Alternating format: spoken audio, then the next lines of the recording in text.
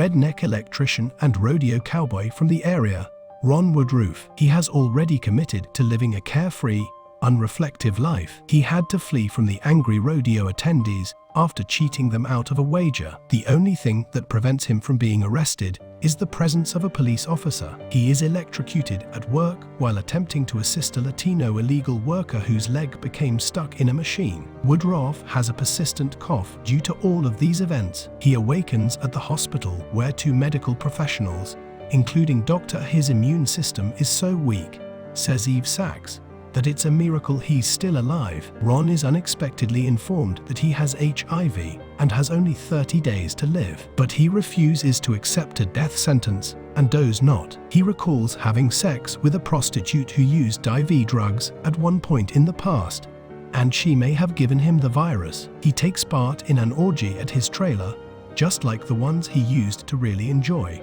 After learning the news, he uses narcotics as well, but when he sees the calendar, he becomes depressed. Ron crosses the border into Mexico after his hurried library study finds that there aren't any licensed therapies or pharmaceuticals in the United States. There, he meets a disgraced doctor named Dr. Vass who is operating a sleazy free clinic for locals. Ron learns from Dr. Vass about several AIDS treatments. Additionally, Ron learns about complementary therapies and starts smuggling them into the country, upsetting the medical and scientific establishment, including his worried doctor, Dr. Sachs. She observes the speaker, who discusses the sickness and the medications, has a gold watch on. She is informed that medicine is, after all, a business. In the meantime, Ron, who is constantly hacking, visits the library to research the topic. He recalls the occasion when he most likely discovered it. Eve tries to assist Ron when he visits the hospital once again, since he is being difficult for the nurse caring for Frazin. However, Ron is a jerk to her and yells that he needs a doctor instead of a nurse. He receives some assistance from Eve Sachs, who informs him that the medications he heard about in the German Time magazine are not available in the US. She invites him to a support group, but he refuses to go because they are faggots. His own buddies no longer even want to sit close to him, and a bar fight nearly breaks out as a result. The first time he visits the support group, he merely brings pamphlets about the subject and threatens a spectator who attempted to hug him. He doesn't even get out of his car when he arrives at the oil field, since his supervisor in line and the other workers want him to leave. The medicines are taken by a Hispanic orderly, who then sells them to him. Ron collapses.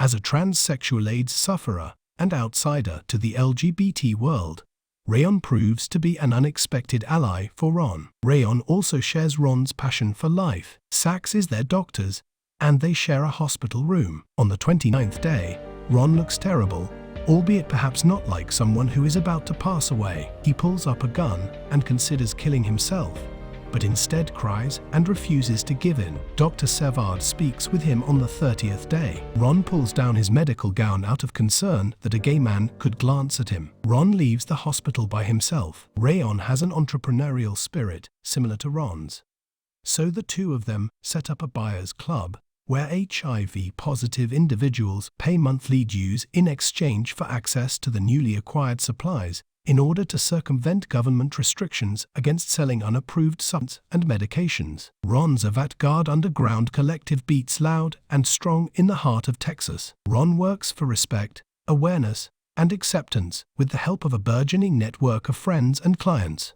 The troubled Lone Star loner lives life to the fullest like never before in the years following his diagnosis. Dr. Vass offers him proteins and DDC, which might help him, but he is not allowed to bring those medications with him because they have not been approved by American doctors. When Ron tries to smuggle them across the border, an agent catches him. Ron poses as a priest and claims that he is taking vitamins rather than medication. He offers the drugs for sale on the streets. Since it takes a long time for the therapies to be approved, American doctors are currently administering potentially poisonous medications. He offers Rayon a combination of medications, but she eventually backs off since she claims Ron is a homophobic ass and doesn't deserve the money. Ron follows Rayon in his car and sells her the pills. Rayon proposes that Ron try selling the drink in a gay bar. He initially receives no attention, but Rayon instructs him to smile, and as a result, he makes his first sale there. Soon after becoming partners,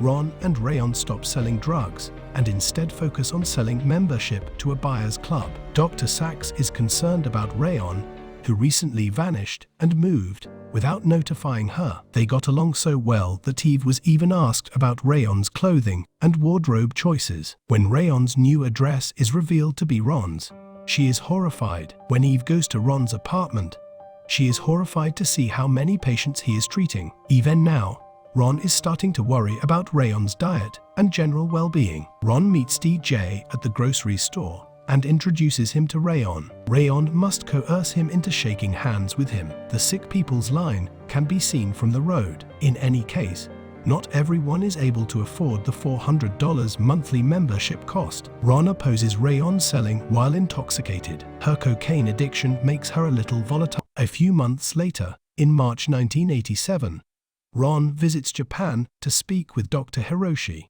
who admits that he was unaware of the laws prohibiting the export of medicines.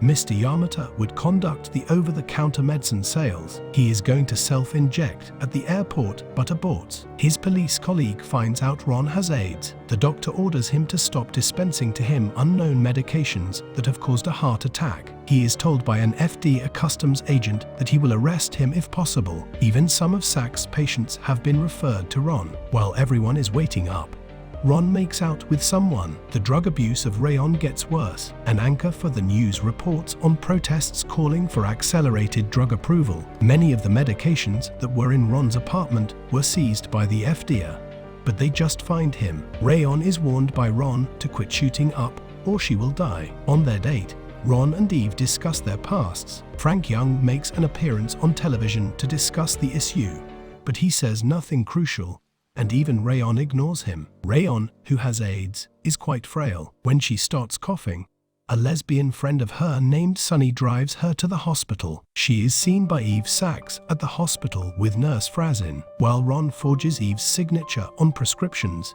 Eve grabs Rayon's hand when Ron comes into Rayon's hospital room and threatens his doctor since Rayon is dead. Nurse Frazin calls security. Ron invites a stripper. The loss of Rayon has a significant impact on both Ron and Eve. The FDA are constantly pressuring him to stop selling his medications. A court case against the FDA that Ron attends 6 months later in San Francisco is deemed a triumph because it will allow him to utilize medications for personal purposes. In September 1992, Ron passed away, 7 years after his initial diagnosis.